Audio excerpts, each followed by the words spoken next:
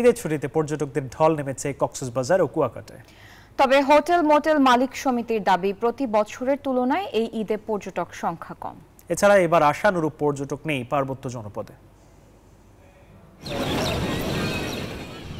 ঈদের ছুটিতে সমুদ্রকে উপভোগ করতে আসা দেশি বিদেশি পর্যটকদের আনাগোনায় মুখরিত এখন কক্সবাজার সমুদ্র সৈকত।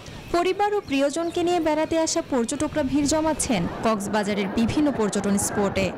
প্রথমে এসে অনুভূতি সবথেকে ভালো লাগছে, যেখানে ঢেউয়ের পরিমাণ অনেক। বন্ধু বান্ধব ফ্যামিলি নিয়ে ভালো লাগে, ভালো লাগা থেকে সমুদ্রের ভালোবাসা থেকে আমরা চলে আসি। এদিকে সাগরকন্যা কুয়াকাটার সৌন্দর্যে উচ্ছ্বসিত সেখানকার পর্যটকরা। সমুদ্রের সৌন্দর্য উপভোগ করতে কেউ এসেছেন প্রথমবার, আবার কেউ একাধিকবার।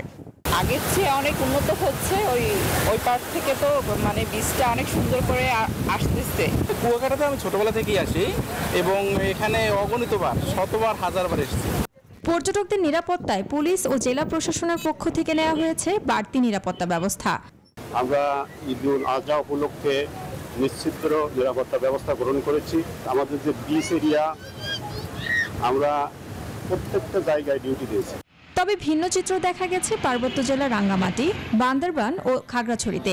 গত ঈদের তুলনায় এবার পর্যটক নেই বললেই চলে। পাহাড়ি অঞ্চলগুলো সবসময় পর্যটকদের ভিড়ে মুখরিত থাকলেও এবার ব্যতিক্রম ঘটেছে বলে জানিয়েছেন সংশ্লিষ্টরা।